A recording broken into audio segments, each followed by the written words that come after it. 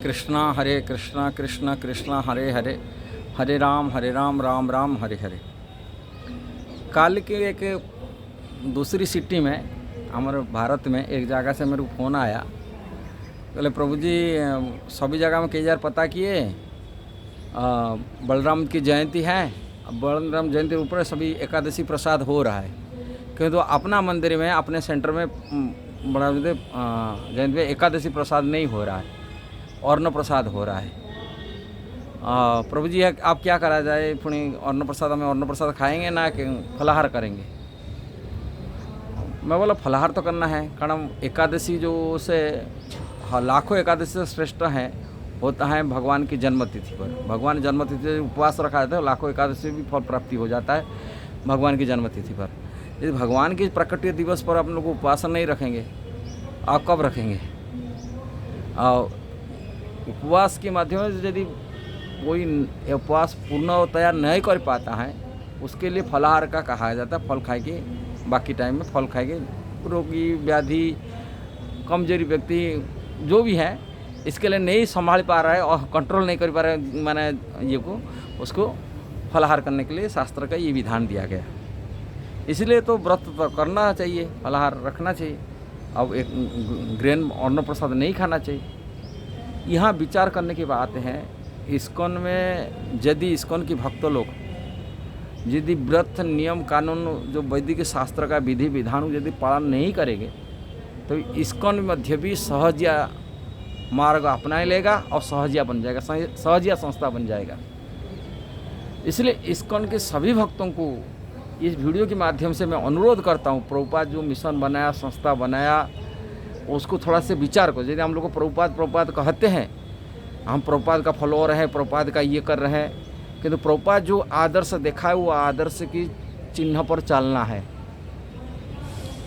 यदि वही आदर्श नीति पर नहीं चलेंगे, इस्कॉन संस्था हाँ बड़े संस्था सभी को ये करता है, प्रभुपाद जी कहेंगे, प्रभुपाद जी पुस्तक कहेंगे, किंतु आचरण यदि न निभाएंगे वो सहजिया संस्था बन जाएगा। सहजिया कोई बाहर से नहीं होते, ये वैष्णव परंपरा के लोग होते हैं, परंपरा की शिक्षा होता है, किंतु वो शास्त्र विधि विधानों को पालन नहीं करते, निजों को अपनों को वैष्णव मानते। कोई मायावादी नहीं होते कि कोई फल को माने जैसे पाखंड धर्म प्रचार करने वाले संस्था के लोग नहीं होते। वो भगवान की बात करने वाले होते, भगवान की कथा कहने वाले होते, भगवान की भजन करने वाले होते, किंतु शास्त्र विधि विधान को पालन नहीं करते। शास्त्र विधान क्या पालन करते? जो चार नियम जैसे पालन नहीं करेंगे, व्रत उपवास रखेंगे नहीं, अपने हिसाब से भजन करेंगे, तभी वो सहजिया माना जाता है, इसको सहजिया कहा जाता है। श्रुति स्मृति पुराण आदि पंचरात्रि विधि भी ना एकांतिक हरिभक्ति उत्पात कल्पते, केवल समाज के लोग उत्पात मचाते, ऐसे ही उत्पात मचाने वाले को सहजिया कहा जाता है। भले ही वो वैष्णव है, भगवान के विष्णु का भक्त है, कृष्ण के भक्त है, राम का भक्त है, किंतु जब नियम कानून को छोड़ देता है, शास्त्र विधि विधानों को छोड़ देता है, वो अपनी मर्जी में कार्य करता है, अपने हिसाब से भजन करता है, अपने हिसाब से चलता है, शास्त्र नियम से नहीं चलता, उनको वैष्णव होते हुए भी वो सहजिया बन जाता है। और इस्कॉन सहजिया बन सकता है, बन जाएगा, यदि हम इस्कॉन के भक्त प्रभुपाद के द्वारा दिया गया मार्ग और शास्त्र के दिया गया मार्ग पर न चुने।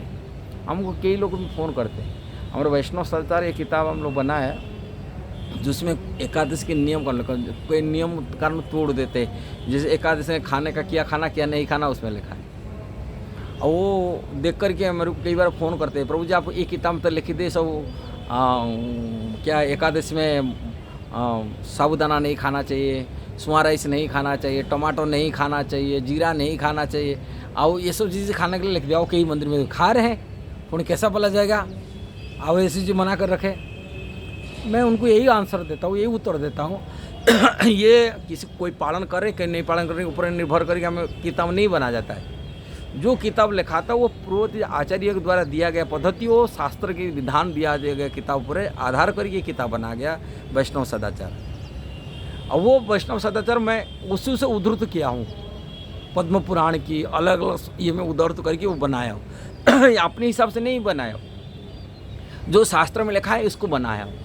और उसको कोई पालन करता है, कोई पालन नहीं करता, इसके ऊपर नहीं निर्भर करता है। किंतु जो पालन करेगा वो सही रास्ता पर चलेगा। और प्रभुपाद जी के द्वारा जो मूड था, मिशन था, वो मिशन को सक्सेसफुल कर सकता है। प्रभुपाद जी उपचार मिशन बनाया था।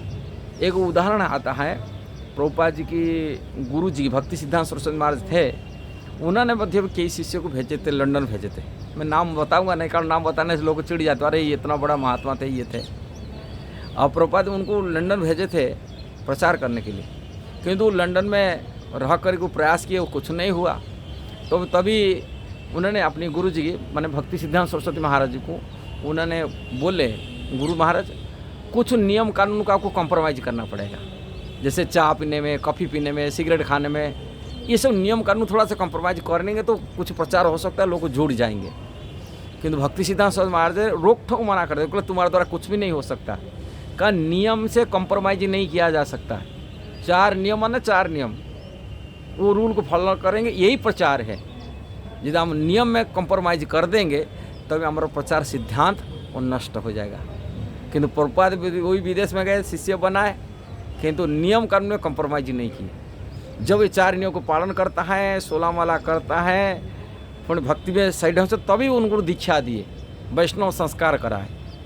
जब तक कोई हाँ कुछ भी खा रहा पी रहा है उसको वाला दीक्षा दे दो, उन तो सहजिया हो गया। सहजिया लोग यही करते, अपना शिष्य अनुयायी बनाने के लिए वो माने अधर्म में रहने वाले लोगों को मध्य दीक्षा दे करके अपना फॉलोअर बना देते, ये सहजिया में। किंतु जो वैष्णव गुरु होते, जो आचार्य होते, आचरण करते, वो सही सलामत सिखा करके सही आचरण खुद भी करते और दूसरी अपना शिष्य को वही आचरण करके सिखा करके उनको दीक्षा आदि देते, मंत्र आदि देते। ऐसा नहीं जो कोई अधर्म में रह रहे, 4 नियम को तोड़ रहे। 4 नियम मतलब नशा खाना है, तामसिक भोजन करना है, अवैध संबंध बनाना है और जुआ सट्टा खेलना है, कहीं धर्म का नाश हो जाता है इससे।